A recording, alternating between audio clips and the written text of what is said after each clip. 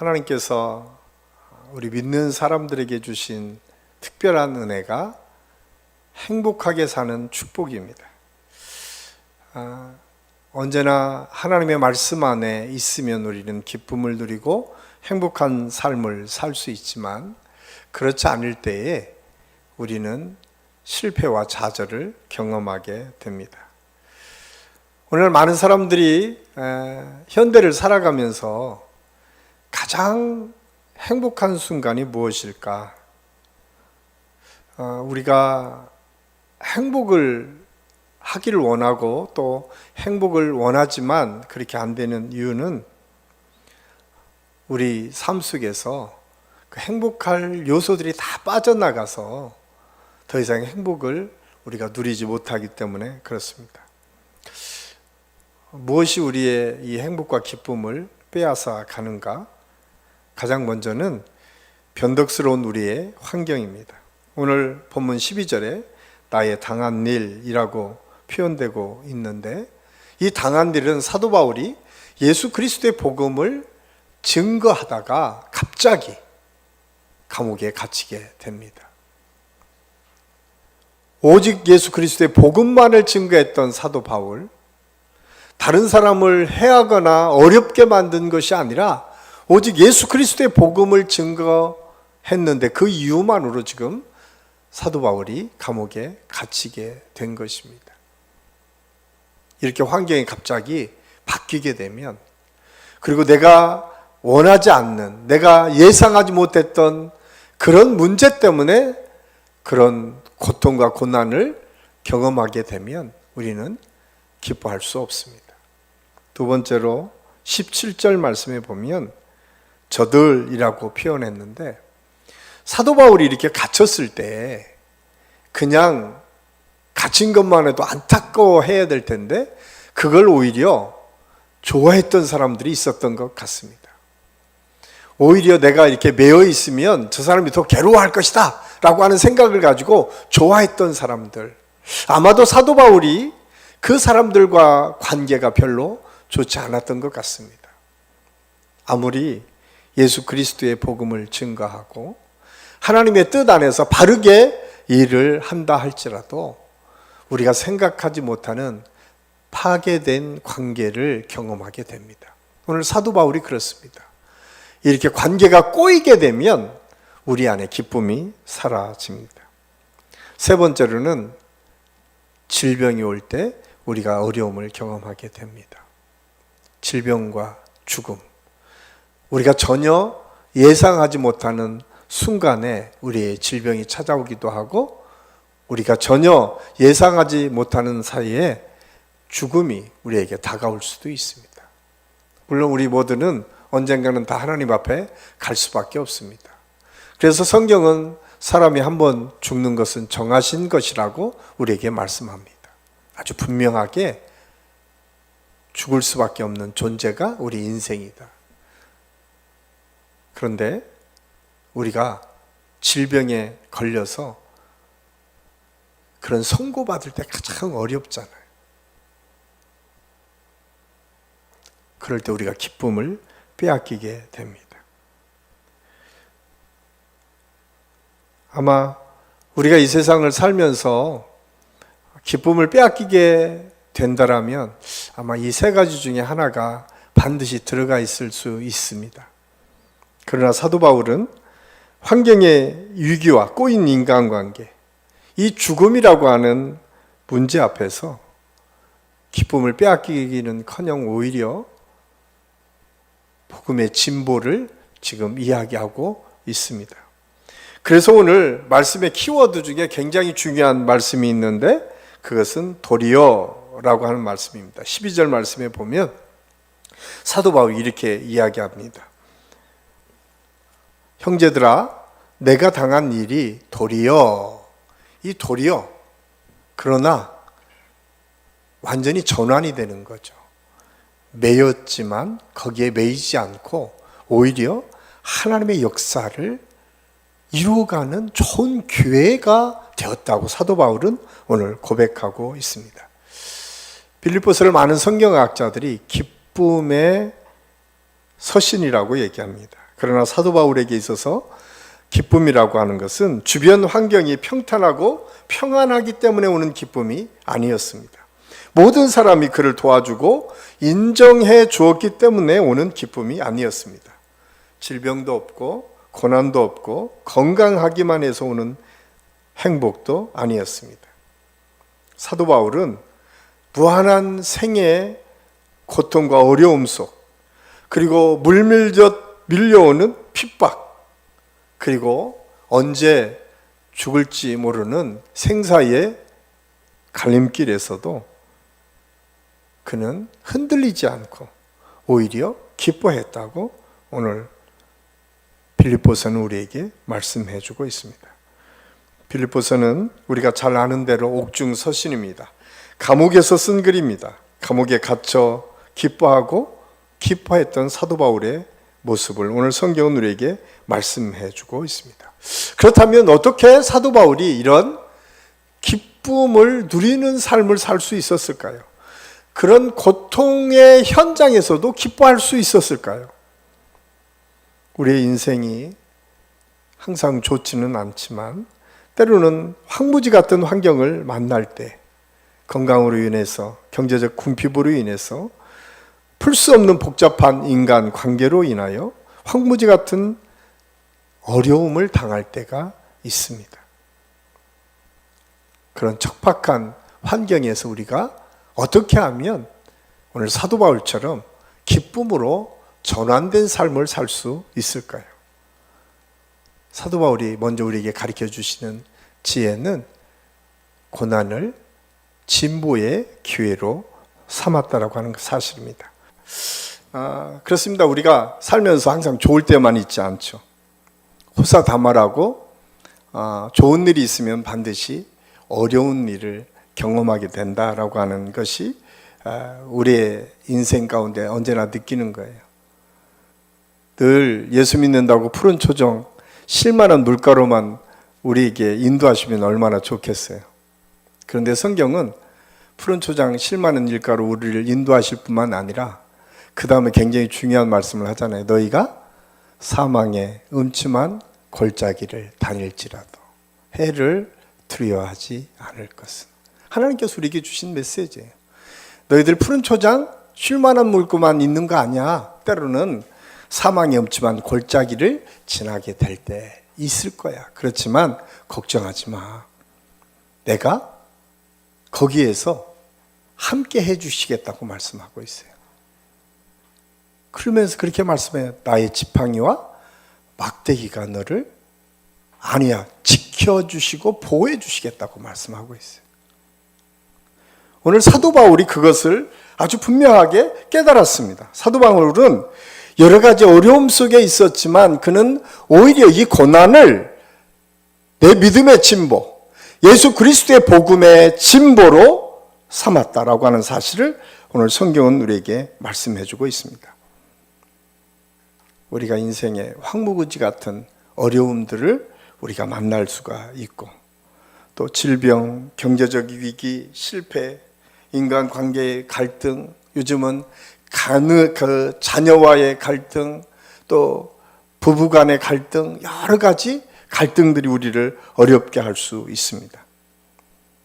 그런데 오늘 이 말씀을 통해서 그 어려움 속에 여러분 주저앉아 있지 마시고 하나님께서 주실 그것을 통해서 우리가 성장하고 진보되기를 원하시는 하나님의 뜻이 무엇인지를 발견하고 그 뜻을 바라볼 수 있는 저와 여러분이 될 수 있기를 간절히 소원합니다. 그래서 오늘 바울은 자기의 매임이 어떤 매임인지를 먼저 분석해야 할 수 있었어요. 그래서 첫 번째 보면 바울의 매임은 죄를 져서가 아니라 그리스도를 전하다가 갇혔습니다. 그런데 바울은 그렇게 오게 가기자 바울의 이름이 널리 알려지게 되어 2년 동안 옥에 있으면서 많은 사람에게 복음을 증거했다라고 성경이 기록하고 있어요. 그러니까 당한 환경, 감옥에 갇혀 있잖아요. 근데 감옥에 갇혀 있는데 그 감옥에 gat혀서 사도 바울이 거기에 갇혀 있을 때 가장 먼저 만나는 사람이 간수들이잖아요. 근위대들을 만났어요. 또 그것이 사도 바울이 꽤 유명한 사람이었기 때문에 그를 만나러 오는 여러 사람들이 있었어요. 그것을 우리가 어떻게 알 수 있냐면 빌립보서 4장 22절 말씀에 보면 사도 바울이 여러 사람에게 편지하면서 그렇게 설명하고 있어요. 모든 성도들아 너희에게 문안하되 특히 가이사의 집사람들에게, 그러니까 가이사의 집사람들이 있었다는 거예요. 그러니까 문안한다라고 하는 것은 무엇을 의미하면 가이사는 황제의 집안의 신하들을 의미합니다. 사도 바울이 언제 그 사람들을 만나서 복음을 증거했겠어요?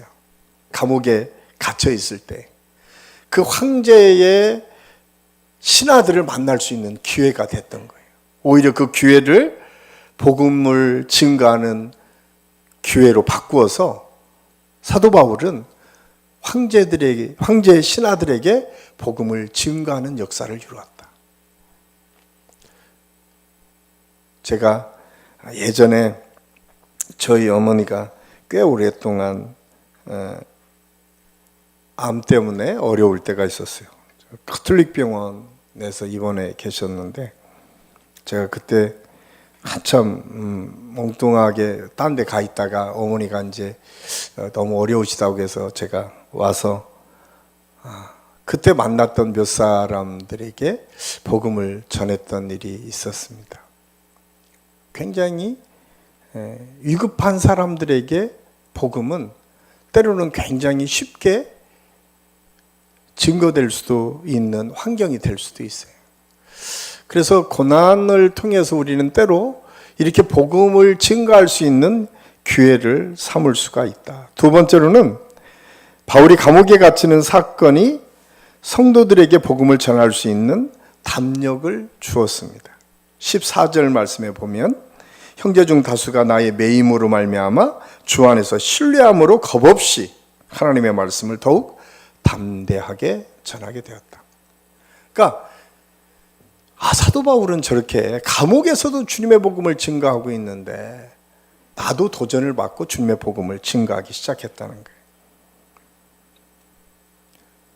그렇습니다. 우리가 어려움을 당하고 고난을 당할 때 꼭 기억해야 될 것, 그것을 우리의 신앙의 진보를 이루는 기간으로 삼아야 됩니다.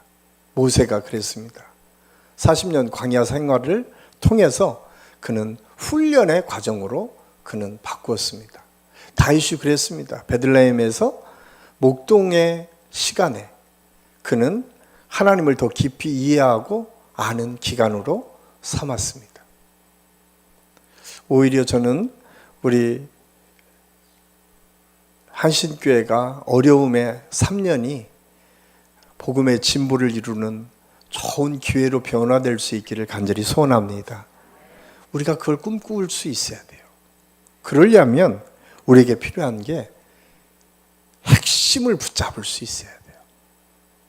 고난을 당할 때 우리가 핵심 가치에 우리의 관심을 집중할 수 있어야 돼요. 자꾸 우리가 주변에 우리의 마음을 뺏겨서는 안 돼요. 핵심 가치는 하나님께서 원하시는 것이고 하나님의 말씀이기도 해요. 그래서 시편 119편 71절에 그렇게 말씀하죠. 한번 같이 읽겠습니다. 시작.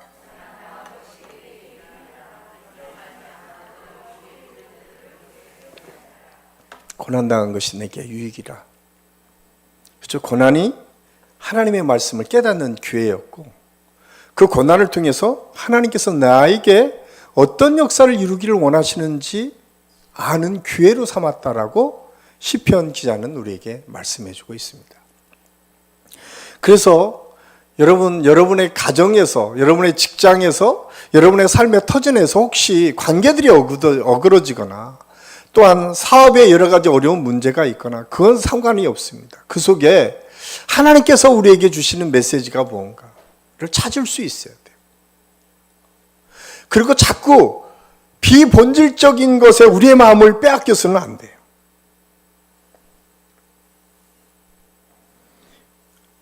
특히 이제 우리 시어머니들이 많이 계시니까 우리 시어머니들이 며느리에게 사소한 것에 괘씸죄가 이렇게 발동할 수가 있잖아요. 아까 한번 웃어야 될 때 안 웃으면 화가 나기도 하고, 때가 되면 반드시 전화를 해야 되는데 전화를 않는 며느리를 보면 화가 날 수도 있습니다. 근데 그 서운함이 굉장히 많이 있어요. 특히 연세가 드시면 드실수록 더 그런 마음이 들 수밖에 없어요. 제가 우리 딸들한테 늘 얘기해요. 야, 니네 30년 엄마 아빠가 그냥 키워줬으니까 앞으로 30년은 니네가 봉사해야 되지 않냐? 그런데 우리는 30년은 그냥 10년도 못해. 10년도 우리 부모님들에게 그 비유 맞춰주는 것, 30년 우리 부모님들은 우리 비유 맞춰서 살았는데 우리는 우리 부모님에게 10년도 비유를 못 맞추고 살아요. 그런데 우리가 한번 곰곰이 생각해 보면 그럴 때일수록 어떻게 해야 된다? 기도해야 되죠. 기도. 어머니를 위해서 기도하고, 여러분을 불피하게 하는 관계를 위해서 기도하고, 또 몸이 아프면 하나부터 열까지 다 서운해요.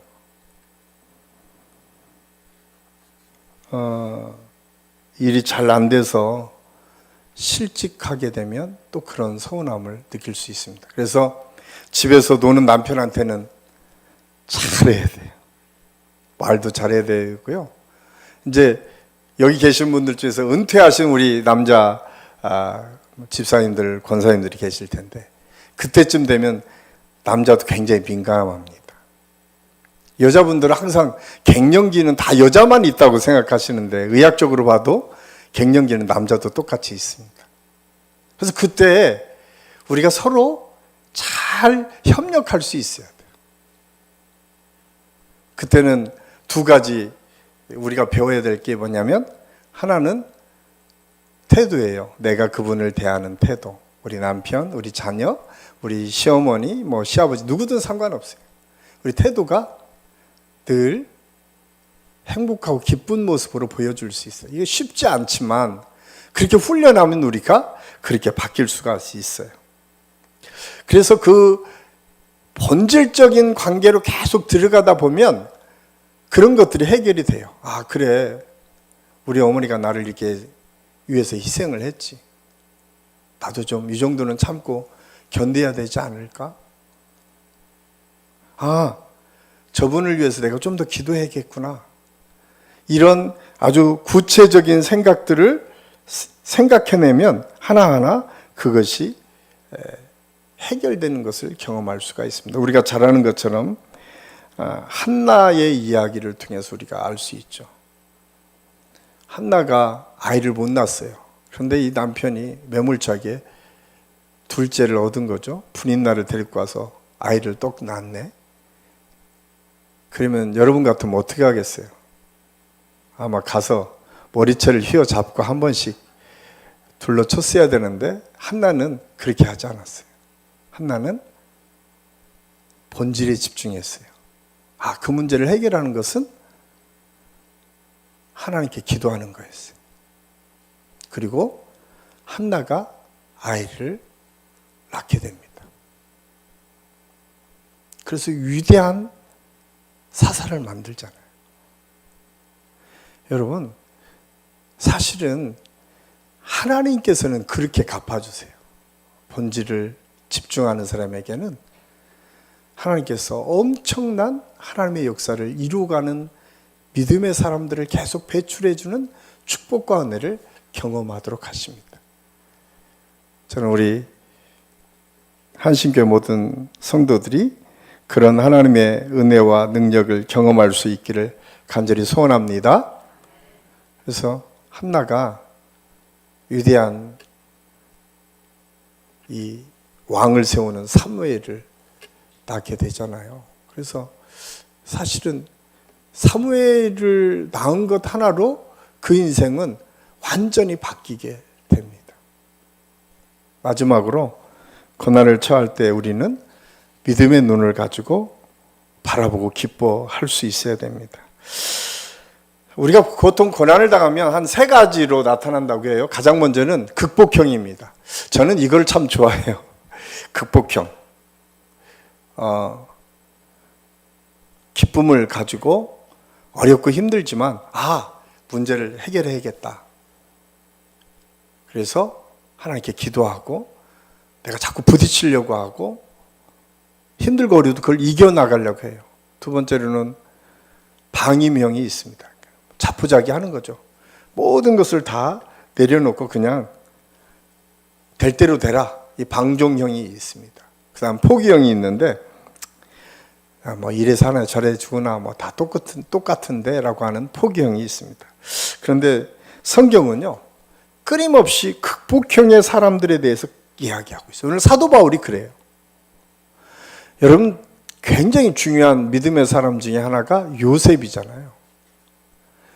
만약 여러분들이 기도할 때마다 우리 아들들이 다윗처럼 요셉처럼 모세처럼 믿음의 위대한 지도자가 되달라고 기도하잖아요. 그 기도 잘 하셔야 돼요. 모세는 몇 년 헤맸죠? 40년 헤맸어요. 요셉은 한 대략 14년 정도 헤맸어요.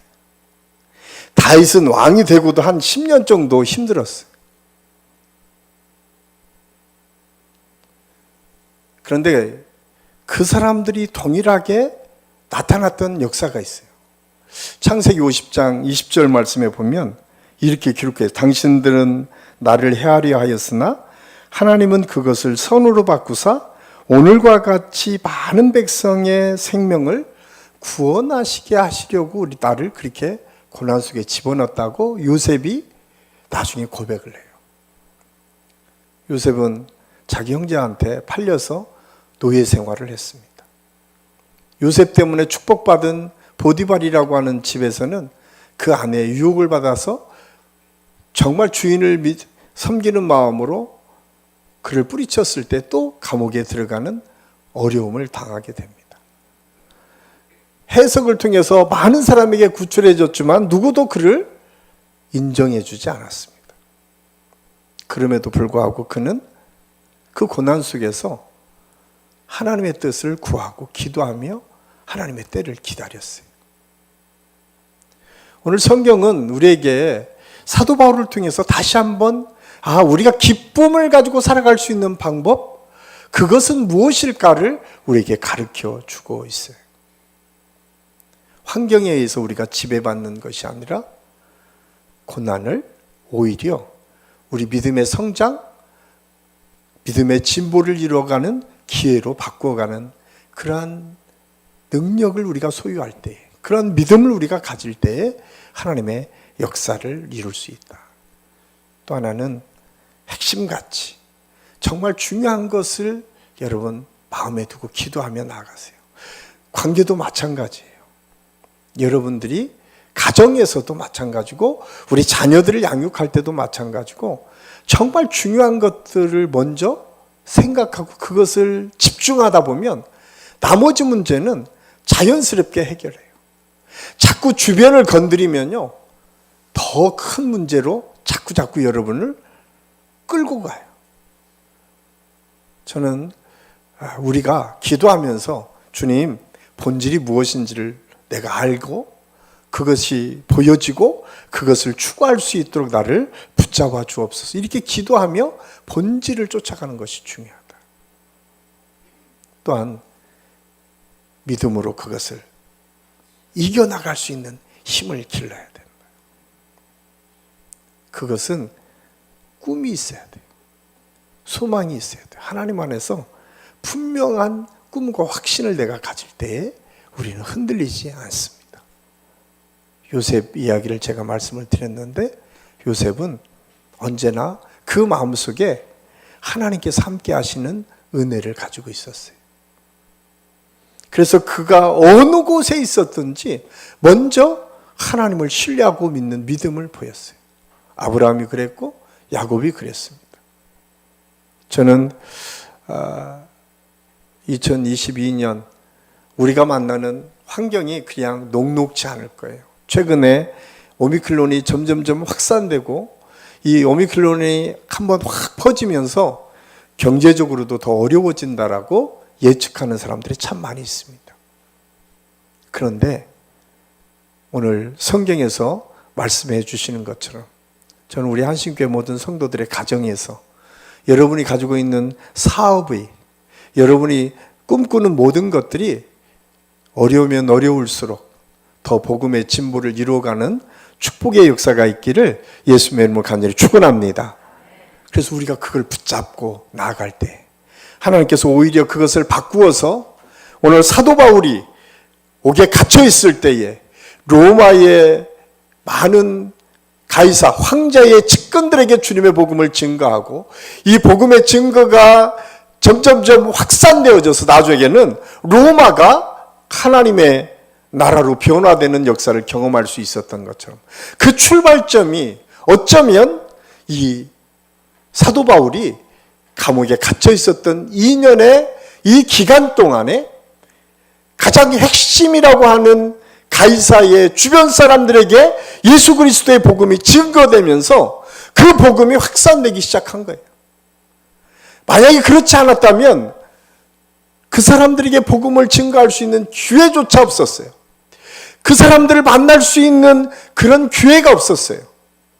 그런데 사도 바울이 감옥에 갇혔기 때문에 거기에 황제 측근들을 만날 수 있었고 황제 측근들이 예수 그리스도의 복음을 듣고 믿음을 고백했을 때 점점점 하나님의 은혜를 통해서 그 지역이 복음화되는 역사를 이루었고 383년에 로마는 그리스도 기독교를 국교로 삼게 됩니다. 저는 비록 여러분들이 지금 갇혀 있는 것처럼 보이고 고난스러운 것처럼 보여지는 그 현장이 있다 할지라도 오늘 이 말씀을 붙잡고 하나님께서 주실 그때를 기대하고 소망하며 우리가 나아갈 때에 하나님께서 우리 모든 성도들의 가정과 사업과 직장 안에서 여러분 자녀들 속에서 그런 하나님의 역사가 있게 될 줄로 믿습니다. 기도하겠습니다. 사랑의 아버지 하나님, 은혜를 감사합니다.